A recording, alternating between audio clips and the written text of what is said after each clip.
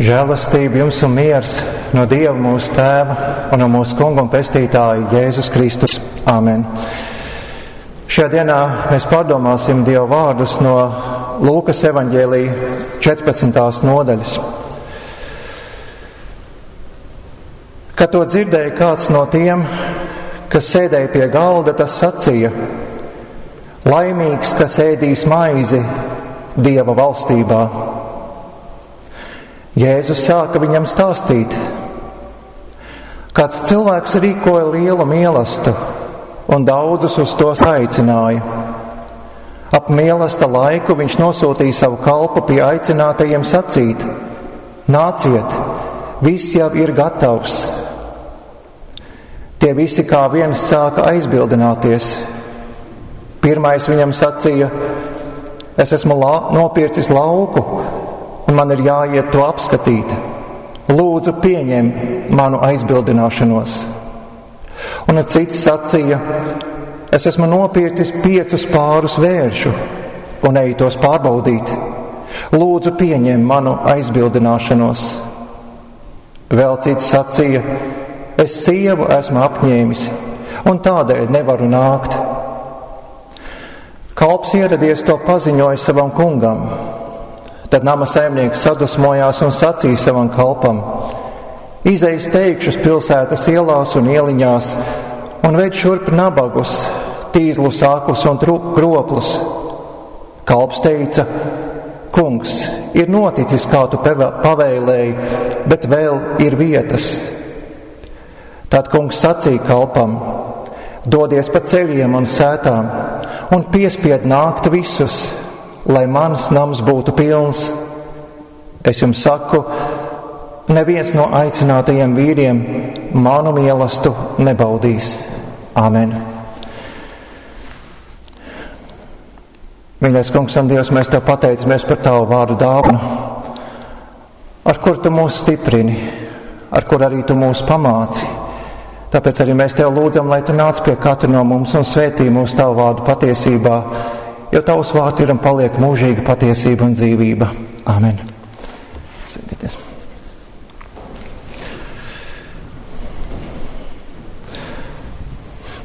Šīs dienas predikta tēma nav gluži tā, par kuru tā ļoti gribētos runāt. Tā, kā teikt, mūsdienās ir ļoti nepopulāra. Tā ir pretrunā ar to, kā mūsdienās cilvēki uztver kristīgo garīgumu un ticību Dievam. Bet, lai vai kā, es ļoti jūs lūdzu, ievērojiet, ka es jau nerunāšu par saviem vārdiem, bet gan par mūsu Kunga Jēzus Kristus vārdiem. Tāpēc, ja jums vai kādiem citiem, kas klausīsies šīs predikta ierakstu, rodas kādas pretenzijas, tad lūdzu adresējiet tās Jēzum. Jautājiet viņam, vai tas, ko es saku, ir patiesi vai nav. Bet, lai mēs pa šo prediktu virzītos pareizā virzienā, es jau no paša sākuma vēlos norādīt, kāds tad ir Dieva mērķis mūsu dzīvei. Kāds ir Dieva mērķis mūsu dzīvei? Viņa griba ir, lai visi cilvēki tiktu glābti un nāktu pie patiesības atzīšanas. Dieva mērķis nav mūs apgrūtināt, bet gan apdāvināt.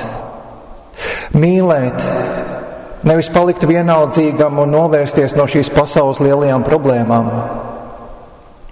Glābt, nevis pazudināt. Dieva mērķis ir, lai mēs ik viens pie ticības nākuši iemantotu mūžīgo dzīvību caur Jēzu Kristu. Tieši šo lielo neizteicamo dāvanu, kuru viņš mums ir ieguvis ar savām nepelnītajām ciešanām un nāvi mūsu dēļ. Jā, mīļie, debesu valstības dāvanas ir sagatavotas, tās mūsu priekšā ir noliktas, tās mums ir tikai jāpaņem. Un kā sacīs viens 19. gadsimta luterāņu mācītājs, evaņģēlijs ir laipns ielūgums pie debesu labumiem. Tā patiešām ir pasaulē labākā vēsts, ka Dievs mums dāvā pašu labāko un vērtīgāko - grēku piedošanu un mūžīgo dzīvību. Bet tā līdzi nes arī jaunu dzīvi, jaunu statusu Dieva priekšā. No pasaules ieceļ Dieva valstībā. No Dieva ienaidniekiem mūs padara par Dieva bērniem. Tā šķīstīs sirdis no grēka un nes mūsu dzīvē labus augļus. Un pravieša Jeremijas grāmatā Dievs arī uz katru no mums šodien saka: jo es zinu, kādas man domas par jums, saka tas Kungs, miera un glābšanas domas, un ne ļaunuma un ciešanu domas, ka es jums beigās došu to, ko jūs cerat. Pasaulē labākā vēsts ir tā, ka mēs tiekam aicināti pie debesu labumiem, lai tos baudītu pilnīgi bez maksas. Tāpēc tas ir laipns ielūgums. Tāpēc tas ir laipns, jo tas taču nav kāda pavēste, lai mēs ierastos uz tiesu. Visiem cilvēkiem mūžīgajai dzīvei ir sagatavots. Tas ir tikai jāsaņem un šo dāvanu spēkā jādzīvo. Un to visu dzirdot, arī mēs varētu pievienoties tam cilvēkam, kas toreiz pie mīlesta galda sēžot Jēzum sacīja: laimīgs, kas ēdīs maizi Dieva valstībā. Šie vārdi atbalsojas Jāņa atklāsmes grāmatā: laimīgi tie, kas aicināti uz jēra kāzu mīlestību. Ja mēs šeit draudzes vidū runājam par Dieva mieru, kas ir augstāks par mūsu prātu un saprašanu, tad arī šī laime tiktu uzaicināta uz Dieva valstības mīlestību, uz mūžīgo dzīvību, stāv pāri mūsu prātam un saprašanai. Tas tāpēc, ka mūsu grēcīgā miesa ir tik daudz augusi kopā ar šo pasauli, ka īstu laimi tā saista bieži vien tikai ar to, kas notiek šeit uz zemes un to, kas ir baudāms miesā. Mūsu Kungs Jēzus uzklausīja šos vārdus, ka laimīgs, kas ēdīs Dieva maizi Dieva valstībā, tūdaļ sāk stāstīt to, ko mēs lasām šīs dienas predīķa tekstā. Jā, tu saki, ka laimīgs, kas ēdīs maizi Dieva valstībā. Bet es tev pastāstīšu, kā tas izskatās no Dieva puses. Un tas no viņa puses izskatās šādi. Kāds cilvēks rīkoja lielu mīlestību un daudzus uz to aicināja. Ap mīlestību laiku viņš nosūtīja savu kalpu pie aicinātajiem sacīt: nāciet, viss jau ir gatavs. Šeit es piebildīšu to, ka šis aicinājums nāciet, viss jau ir gatavs, nebija kaut kas negaidīts. Saskaņā ar toreizējo tradīciju vispirms tika izsūtīts uzaicinājums un saņemta piekrišana. Bet otrs aicinājums sekoja tad, kad mīlestība bija gatavs. Tieši tāpēc arī Jēzus saka, ka kalpu sūtīja pie aicinātajiem. Pie ties jau zina, ka viņiem būs uz mīlestību jādodas. Bet kas notiek tālāk? Mēs lasām, tie visi kā viens sāka aizbildināties.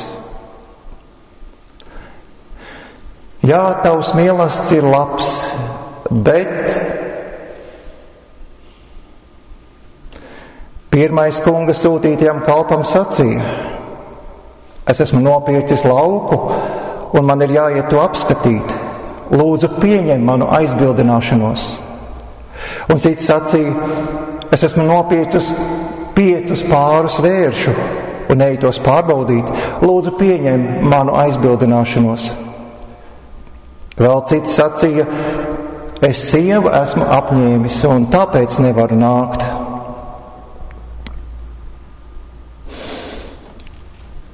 Lauku nopircis un jāiet to apskatīt. Vai tad tu to neapskatīji pirms nopirkšanas? 5 pārus vēršu esi nopircis un ej tos pārbaudīt. Kā vai tad tu tos nepārbaudīji pirms tos nopirki? Sievu esi apņēmis. Vai tad kunga aicinājums atceļ laulību un prieku, ko dod laulība? Ņem sievu līdzi, kungs pieņems arī viņu. Laimīgs, kas ēdīs maizi Dieva valstībā, bet šī dzīvības maize tiek iemainīta pret lauku, vēršiem un sievu. Laime netiek ieraudzīta iespējā būt lielajā mīlestībā, bet tikai tajā, kas skar šīs zemes lietas. Pareizi jau Jēzus kādā vietā saka, jo kur ir tava manta, tur būs arī tava sirds. Tava sirds būs pie tām lietām, kas tev pašam ir svarīgas. Jēzus runā par lielo plašo mīlestību, bet iepretim šim mīlestam viņam jāsastopas arī ar plašu aizbildinājumu sarakstu. Un to mēs varam izteikt šādi. Jēzu, man ir kaut kas vērtīgāks nekā tas, ko tu man piedāvā. Man ir lauks nopirkts, vērši nopirkti, sieva apņemta. Un ko mēs kā mūsdienu cilvēki varētu šim sarakstam pielikt klāt? Mēs nevaram uz Dieva kalpošanu dievnamā nākt, jo man ir lauks, man ir dārza darbi, kuri nevar gaidīt. Man ir mašīna un traktori, kuri ir jāizmēģina un jāliek lietā. Un jā, man taču ir ģimene. Ģimene tā taču ir vissvarīgākā lieta. Vai tu tiešām, mācītāji, domā, ka ģimene nav svarīga? Es gribu savas vienīgās brīvdienas pavadīt ar sievu un bērniem. Tāpēc man nav laika dievkalpojuma apmeklēšanai. Un vēl ar dziļām nopūtām jāsaka, ka mūsdienu sporta un citu hobiju dievs arī ļoti labi māk izkonkurēt Dieva rīkoto mīlestību. Diemžēl mēs šo sarakstu varētu turpināt, bet vēlreiz šeit man ir jāatgādina, uz kuriem tad aicinājums uz mīlestību attiecas. Uz tiem, kas par mīlestību zina. Tātad mūsu luterāņu tradīcijā uz tiem, kas ir kristīti un iesvētīti, kas pie Dieva altāra ir sacījuši savu jāvārdu un apņēmušies uz Dieva rīkoto mīlestību ierasties.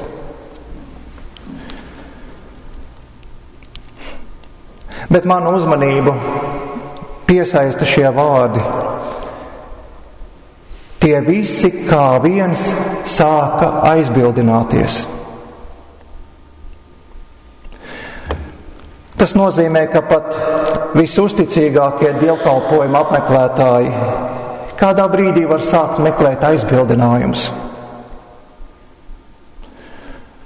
Un ziniet, ja es nekalpotu kā mācītājs, tad tas attiektos arī uz mani. Mīļie, es ļoti labi pazīstu savu grēcīgo sirdi un zinu, ka arī tā Dieva priekšā meklētu ļoti pareizus teoloģiskus aizbildinājumus. Vai arī es vienkārši pateiktu, ka šodien negribu iet uz dievkalpojumu. Tas, ko es pirms tam sacīju, nenorāda uz to, ka es esmu svētāks nekā jūs. Varbūt pat grēcīgāks. Tieši tāpēc man tagad jāuzvalk ir talārs un man jāapslēp sava grēcīgā daba un jums jāvēsta, ka šeit es stāvu ne savā, bet Kristus vārdā. Tagad, kad jums stāstu par to, kā Dieva bērni atraida Dieva tēva rīkoto mīlestību, tad tas nav stāsts par kādiem citiem. Tas ir stāsts arī par mani. Es arī esmu grēcinieks, kas dzīvo tikai un vienīgi no Dieva žēlastības. Un apustuļa Pāvila vārdiem sakot, no Dieva žēlastības es esmu tas, kas es esmu. Un es lūdzu Dievu, lai viņa dotā žēlastība manī nebūtu veltīga. Arī es, kā mācītājs, sastopos ar spriedzi par to, kā manā dzīvē jābūt un to, kā tas ir patiesībā. Arī es esmu tāds pats kā jūs, arī es to, ko mana miesa sauc par laimi, kādreiz gribu vairāk nekā to, ko Dievs sauc par laimi. Arī man ir jāsaka šī grēksūdzes lūgšana. Piedod, Jēzu, ka man kaut kas ir bijis vērtīgāks nekā tas, ko tu man piedāvā.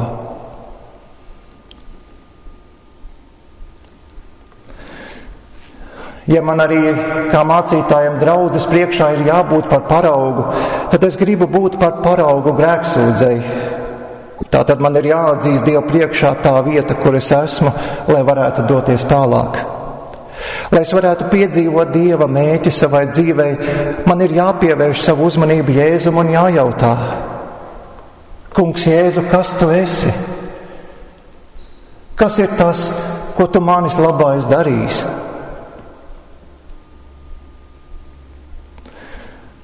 Un tad, kad mēs nonākam pie lietas būtības, ka mēs nonākam un satveram to īsto atbildi, tad ieraugām, ka laipnais ielūgums pie debesu labumiem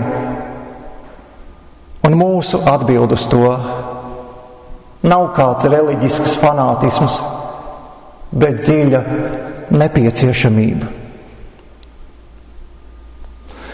Un lai arī Dievs mūs ir radījis dzīvē šeit uz zemes, tomēr nekas uz šīs zemes nespēja mums dot īstu dzīvību, jeb īsto debesu laimi. Sapratīsim pareizi. Dievs nav pret to, ka mums ir lauki un dārzi, ka mums ir vērši un mašīnas, ka mums ir sieva, vīrs, bērni, draugi, ģimene. Viņš nav pret to, ka mēs sportojam, ka mums ir hobiji, ka mums ir kādas lietas, kas šajā pasaulē mums sagādā prieku. Bet tad es šeit jautāju, vai tas, kas man patīk, ir kaut kas vairāk nekā tas, kā ar Kristus svētām asinīm es esmu izpirkts no grēkiem, no nāves un vēlna varas.